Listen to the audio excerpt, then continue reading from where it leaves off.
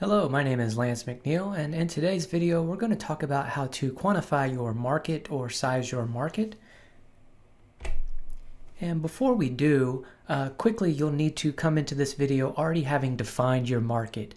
If you haven't done so, you can look up a predetermined classification or definition of your market in the NICS system, North American Industry Classification System. You can also consult research firms to help you define your market. They've got predefined markets that they have published studies for. That's a good way to find out what market you fit in. You can also triangulate between existing markets for some sort of new or emerging market that's not yet defined by one of the above resources, and I'll give you an example of that in today's video. And then also it's important to know what the geographic scope or limitation will be for your business. Okay, so the way we start out by quantifying and sizing our market is by determining our total addressable market, or TAM. And this is measured in revenue, and it is with the assumption that you could capture all of the market that's relevant to your business model, 100% of it. So we start here very broad and we narrow down, but it's important to understand really how big that pie is that we will be operating in and going after. So in this example, we've got a pie that is the size of $1 billion. So this is in revenue, our total addressable market is $1 billion industry.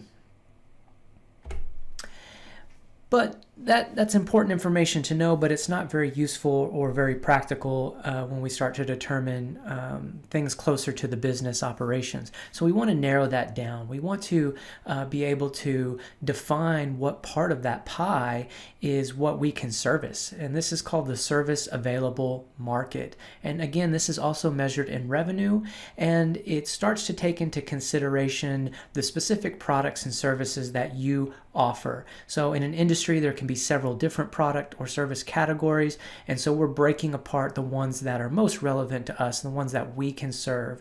And it also starts to take into consideration the geography in which you operate, where you might be quantifying the total addressable market as a global market. If you are operating just within the United States or just within a state, then that geography comes into play here when determining your serviceable available market. So here we go. We had a complete pie of $1 billion. About a third of that is what is our serviceable available market. So 33%. Now our SAM is $333 million. We're getting there in terms of kind of useful detail, but we need to dive in even deeper and focus a little bit more. And before we talk about the size of our market share, let's offer a few examples of how total addressable market and serviceable available market kind of play off one another. So here's a business example. I'm going to be growing organic tomatoes through a hydroponic system. And so I can think about that industry that is relevant to me. First, I can think about produce. It's a huge industry, right? All fruits and vegetables that are grown. But then within that, there is specifically another market that is just organic. And so that becomes very relevant to what I am doing, right? And then I may have produce that is grown through a hydroponic means, and then that can create my total addressable market. When I combine organic produce and hydroponic produce, this is really my total addressable market. I would say if I'm just doing organic hydroponic tomatoes or just organic hydroponic anything, the entire produce market is probably it's too big. It's a little bit too far from what I am doing for that to be really my total addressable market. So my total addressable market, again, hydroponic produce and organic produce, which are two segments of the larger produce industry or market. And then focusing in even more, my serviceable available market is going to be that hydroponic tomatoes, the organic hydroponic tomatoes. Here's another example of a smart home security system.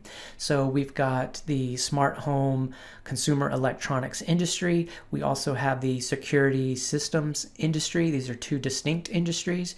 And there are others that are associated with the consumer electronics. You may have smart lighting, smart appliances, but we're really focused on that crossover between security systems and smart home consumer technology. So my total addressable market, I would argue, is all of the security systems industry, all the security systems market. So those consumers who are interested in a security system are potential consumers for my goods.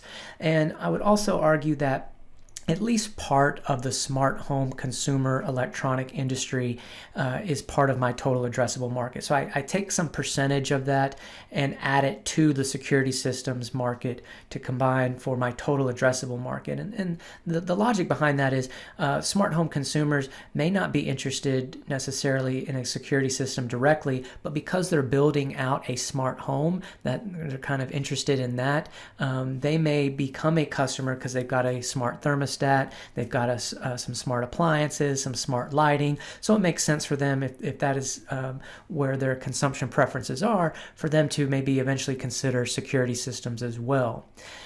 So here is my total addressable market, and then my serviceable available market is composed of that smart home security systems, so that overlap between those two industries. So hopefully those examples help provide a little context into sizing the market. And as we mentioned before, we also need to take into that account geography. So again, we could have global, and that's going to be useful for calculating our total addressable market. But when we talk about the serviceable market, we need to start to take in those geographic limitations. That could be, North America, the United States, Texas, for example. So what is that geography that is most relevant to your business model? And when we take in all of this information, then we can really start to get to actionable information by calculating our share of market. This is also referred to as the serviceable obtainable market. And this is the revenue, again measured in revenue, that you could realistically or plausibly earn in the short term. And the short term in business worlds, maybe somewhere between 2 and 5 years. And again, we take into consideration the specific products and services that we are offering. We take into consideration that geographic area that we serve. And we also take into consideration within that geography the demographics of our consumer segment. So how many potential consumers are there? And then what kind of competitive landscape are we operating within? Are there a lot of substitutes? Are there a lot of competitors, direct and indirect? So we take all of that into consideration to determine what a plausible or realistic share of market will be. So we started out with a pie represented by $1 billion in revenue. We get to this point where we take our very small sliver of pie, which represents 0.5% of the entire pie, or $5 million. And so for this company that we're thinking about, in a $1 billion market, in the next 2 to 5 years, it's plausible that we can earn $5 million in revenue. So this becomes our target share of market.